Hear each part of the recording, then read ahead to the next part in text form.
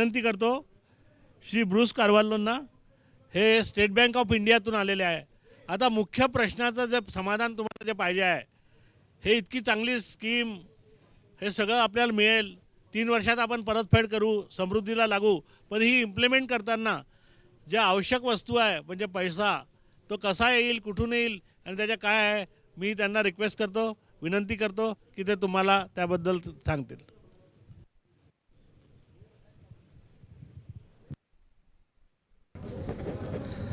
सर्वात आधी धन्यवाद सांगतो की ही संधी मला मिळाली. आणि जसं सांगितलं की आपल्याकडे वेळ कमी आहे, कारण पुढचा कार्यक्रम मी त्या लिस्टमध्ये पाहिलं ते आहे संत्रा उत्पादक. तर फायनान्स जो ॲस्पेक्ट आहे की पैसे जे लागणार तुम्हाला कुठलाही, समजा तुम्हाला पॉली हाऊस किंवा शेडनेट किंवा संत्रा, तर ते दोघांसाठी ॲप्लिकेबल आहे. म्हणजे जे लोक आता ह्याच्या नंतरच्या कार्यक्रमासाठी आले तेही त्याचा लाभ घेऊ शकता.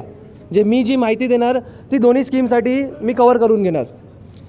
आता जेव्हा हेमंत सरांनी तुम्हाला टेक्निकल ॲस्पेक्ट सांगितलं आणि त्याच्यात एक वाक्य होतं, तर काही लोकांची विचार तिकडे थांबले असणार किंवा एक भीती निर्माण झाली असणार. ते आहे की 10 गुंठ्यासाठी आपल्याला शेडनेटसाठी कमीत कमी 4 लाख खर्च होणार आणि पॉली हाऊससाठी 10 गुंठ्यासाठी आपल्याला 10 लाख कमीत कमी खर्च होणार. तर हे 4 लाख किंवा हे 10 लाख मी कुठून आणू, बरोबर? हे प्रश्न सर्वांच्या मनात आला असणार. तर बँक आपल्यासाठी नेहमी आहेत आणि स्टेट बँकेत असं एक स्कीम आहे स्पेशली पॉली हाऊस किंवा शेडनेटसाठी. तर त्याची माहिती मी ह्या प्रकारे देणार की सर्वात आधी तुम्हाला एलिजिबल, म्हणजे ह्या स्कीममध्ये तुम्हाला एलिजिबल होण्यासाठी काय काय लागणार. तर एलिजिबिलिटीचा हिशोबाने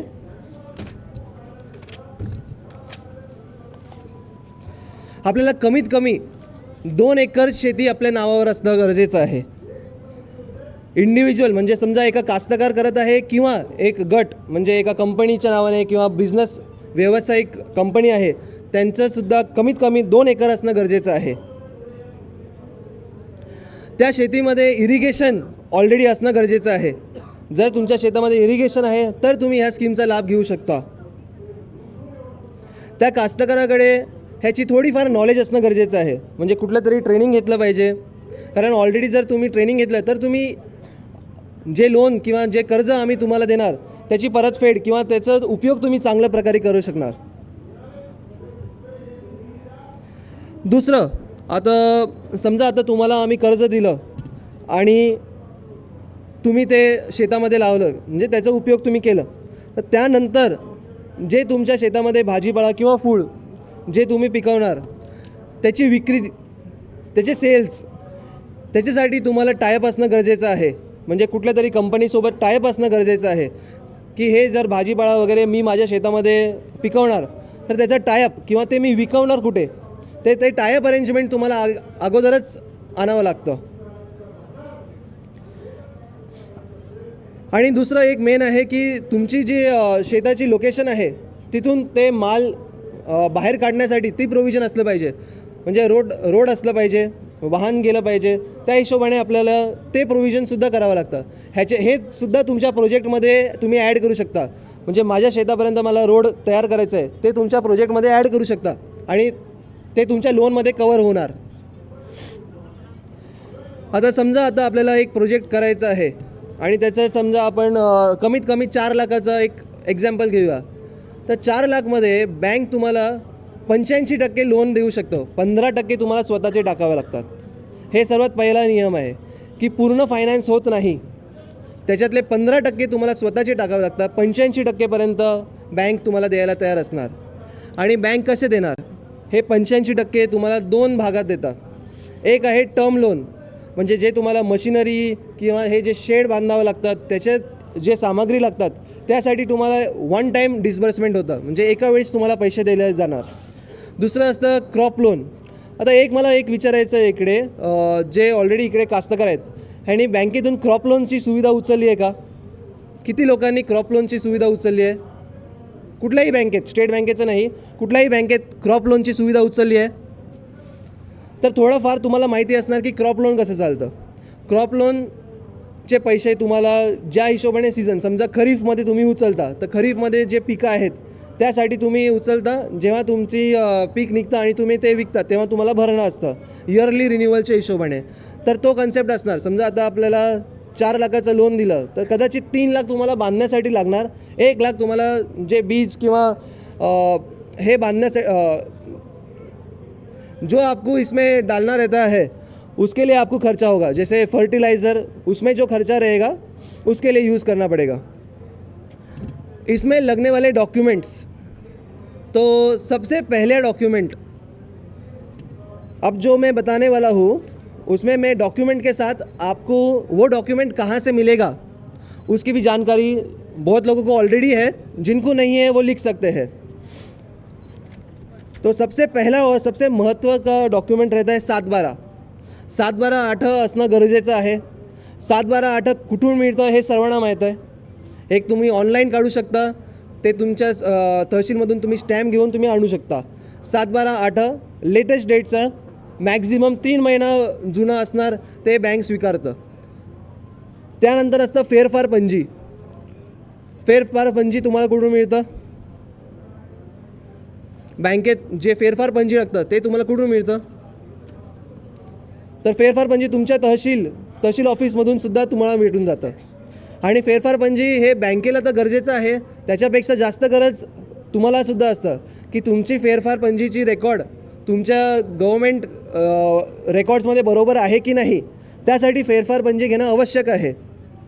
त्यानंतर जे दुसरे डॉक्युमेंट असतात जसे चतुर्सीमा, इन्कम सर्टिफिकेट, उत्पन्नाचा दाखला जे म्हणतात, आणि हैसियत, हे 3 डॉक्युमेंटसुद्धा तुम्हाला तुमच्या पटवारी किंवा तहसीलमधून तुम्हाला मिळून जातात. हे सर्व झाल्यानंतर जर तुमचं रिक्वायरमेंट 1 लाखापेक्षा जास्त आहे, 1 लाखापेक्षा जास्त असणार तर तुम्हाला सर्च रिपोर्ट गरजेचं आहे. सर्च रिपोर्ट तुम्हाला कुठून भेटणार? सर्च रिपोर्टसाठी तुम्हाला एका वकीलकडे, वकील कोण? वकील बँक ठरवणार. एक इम्पॅनल्ड वकील असतो तो, त्याची लिस्ट प्रत्येक बँकेत असतं. तुम्ही जे बँक तुम्हाला जवळची असणार त्या बँकेत जाऊन तुम्हाला ते लिस्ट भेटणार. त्या वकिलाकडून तुम्ही कॉन्टॅक्ट करून ते सर्च रिपोर्ट घेऊ शकता. आता हे झाले 1 लाखाचे पर्यंतचे डॉक्युमेंट. समजा आता तुमचं लोन 1 लाखापेक्षा जास्त असणार आणि ह्या स्कीममध्ये 1 लाखामध्ये कदाचित तुमचं काम होणारच नाही, तर आपण 1 लाखापेक्षा जास्त जे डॉक्युमेंट लागणार आहेत त्याच्यावरच फोकस करूया. तर 1 लाखापेक्षा जर तुम्हाला लोन पाहिजे तर तुम्हाला मॉर्गेज करणं गरजेचं आहे. मॉर्गेजमध्ये आपण फक्त शेती नाही तर तुम्ही जितकं तुमचं लोन आहे तितकं व्हॅल्युएशनचं तुम्हाला घर किंवा हे मॉर्गेज देणं गरजेचं आहे. व्हॅल्युएशन रिपोर्ट तुम्हाला काढावं लागणार. ते व्हॅल्युएशन रिपोर्टसुद्धा व्हॅल्युअर, बँक ठरवलेले व्हॅल्युअर असतात त्यांच्याकडून तुम्हाला करावं लागतात. मग येतं नो ड्यूज.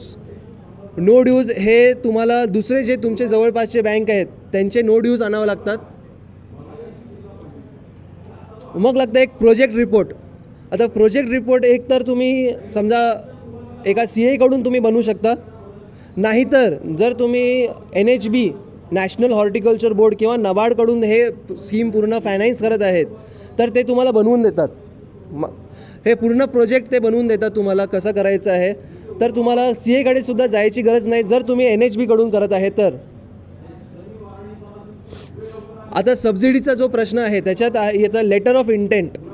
हे लेटर ऑफ इंटेंट तुम्हाला तुमच्या जे कंपनी आहे, समजा आता तुम्ही NHBकडून करत आहे तर NHBकडून तुम्हाला लेटर ऑफ इंटेंट आणणं गरजेचं आहे. जर NHBनी तुम्हाला दिलं की हो आम्ही सबसिडी ह्या व्यक्तीला द्यायला तयार आहे, त्यानंतर तुम्हाला बँक फायनान्स करणार. बाकीचे जे डॉक्युमेंट आहेत ते साधारण सर्वांकडे असतात. म्हणजे KYC डॉक्युमेंटमध्ये आधार कार्ड, तुमची इलेक्शन कार्ड, वोटर ID, आणि शेतात तुमचे समजा आता तुमचे शेतात मोटर पंप किंवा हे टाकायचं आहे तर त्या शेतामध्ये लाईट बिल, त्या शेताची लाईट बिल गरजेची आहे. आणि सर्वात महत्त्वाचं, समजा तुम्ही ज्या बँकेत तुम्ही लोनसाठी अप्रोच होतात त्या बँकेचं सेविंग अकाउंट असणं गरजेचं आहे. कारण जे काही सबसिडी किंवा जे काही तुमचे लोनमध्ये लिंक्ड असणार, क्रॉप लोनचे पैसे आपण डायरेक्ट क्रॉप लोनमधून नाही देत, आपण त्या सेविंगमध्ये टाकतो. आता रिसेंटली आपण कार्ड देतो किसान कार्ड, त्याच्यातून तुम्ही ATMमधून सुद्धा काढू शकतात. तर हे सर्व तुम्हाला डॉक्युमेंट्सबद्दल झालं. ह्या पूर्ण प्रोजेक्टचं व्याजदर 12% ते 13% जवळपास आहे. आता आमच्या इकडे 12% आहे स्टेट बँकेत, पण मी रिसर्च म्हणजे इकडे यायच्या अगोदर मी रिसर्च केलं तर मी पाहिलं 12 ते 13%च्या मधातच आहे, म्हणजे त्याच्या 13%पेक्षा जास्त नाही आहे. सबसिडी हा जो प्रश्न आहे, सबसिडी मिळवणं ग्राहकाचं रिस्पॉन्सिबिलिटी आहे. बँक त्याच्यात काहीच नाही करू शकत. बँक फक्त एक एजंट आहे. बँक तुम्हाला लोन देणार. आणि आणखीन एक आता मी जवळपास 2 वर्ष इकडे नरखेड शाखामध्ये मी काम करत आहे.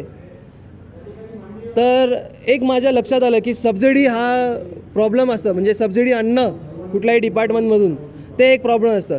तर कुठल्याही स्कीम चालू करण्याच्या किंवा जर आपण त्याच्यात पैसे टाकत आहे तर त्याची पूर्णपणे माहिती अगोदर घ्यावी. जर तुम्ही NHBकडून करत असणार किंवा स्टेट गव्हर्मेंट, त्याच्यात काय सबसिडी आहे, कसं त्या सबसिडीला आपण सक्सेसफुली आणू शकतो, हे पूर्ण माहिती जेव्हा आपल्याकडे आहे त्यानंतर आपण पैसे टाकणार त्याच्यात. कारण जसं आपण आतापर्यंत शेती करत होतो, आता जर मी एक्झाम्पल सांगू तर 1992मध्ये सुद्धा आपण शेती करत होतो, आजसुद्धा शेती करत आहोत. 2016 आहे. 1992मध्ये आपण कपास, सोयाबीन किंवा ह्या भागात आपण संत्रासुद्धा टाकतो. 2016मध्ये सुद्धा आपण तेच टाकत आहे. कपास, सोयाबीन, संत्रा, तूर हेच क्रॉप्स आहेत. आपण नवीन काही नाही करत आहे. आता ह्याच्यात प्रॉब्लेम्स काय होतात? एक तर 1992मध्ये एका कास्तकाराकडे शेती मोठी होती, समजा एका व्यक्तीकडे 10 एकर 20 एकर होते. हाच प्रॉब्लेम काय झाला आहे की त्या शेतकऱ्यांचे 4 मुळं झाले, त्यांनी ते शेती वाटली. प्रत्येकाच्या हिस्सेमध्ये 4 एकर आले, 3 एकर आले, 2 एकर झाले. ह्या हिशोबाने शेती मोठ्यावरून छोटी झाली आहे. त्या छोट्या शेतामध्ये कॉटन किंवा संत्र हे कठीण पडतं. पण जर समजा तुम्हाला हे भाजीपाला पिकवण्याचा किंवा फुलं, कारण पॉली हाऊस आणि शेड नेटमध्ये फक्त भाजीपाला नसून आपल्याला गुलाब, कार्नेशन, ट्यूबरोज, ॲस्टर, ऑर्किड्स असे बरेच फुलं पण तुम्ही पिकू शकता. आणि त्याच्यातून आपल्याला व्यवसाय किंवा बिझनेस किंवा त्याच्यातून रिटर्न्स आपल्याला जास्त आहेत. तर आपण ह्या टेक्नॉलॉजीचं जर आपण यूज केलं तर आपल्याला खूप फायदा होणार. आत्तापर्यंत आपण कास्तकार म्हणून खूप सेवा केली आहे, किंवा आपण जसं काही वेळा अगोदर ऐकलं की समस्यामधून आपल्याला संधी मिळतं. जेव्हा एखादी समस्या आपल्याला समोर येतं तर आपण ती समस्याला पाहून डरने के बजाय अगर हमने उसको फेस किया तो वो एक अपॉर्चुनिटी बन जाती है. तो इसी तरीके से अगर हमने इस समस्या, क्योंकि आज के तारीख में फार्मर को बहुत सारे प्रॉब्लम्स है.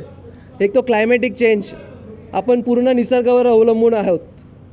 दुसरं मार्केटवर डिपेंड आहेत सर्व प्राइसेस, म्हणजे तुमचे कॉटनची जी किंमत आहे, कपासचा आता काय रेट निघणार आहे ते सुद्धा मार्केटवर निर्माण आहे. तर हे सर्व जे आपले प्रॉब्लेम्स आहेत ते थोडंफार कमी होणार जर आपण काहीतरी वेगळं केलं. तर फायनान्स ॲस्पेक्टमध्ये जर तुम्हाला काही शंका आहेत किंवा जर काही प्रश्न आहेत तर तुम्ही विचारू शकता.